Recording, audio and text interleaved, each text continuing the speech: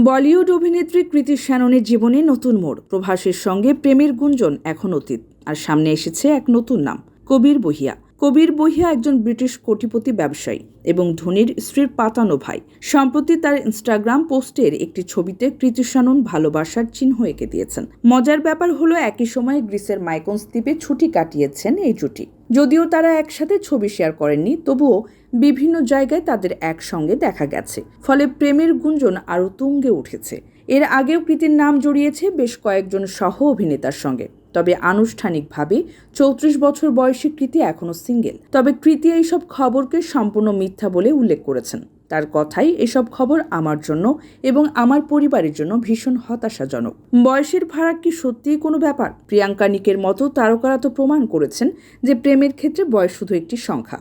কৃতি ও কবিরের গল্পও কি সেই পথেই এগোচ্ছে? প্রেম হোক বা না হোক, কৃতির ব্যক্তিগত জীবন নিয়ে বলিউড প্রেমীদের আগ্রহের কোনো কমতি নেই।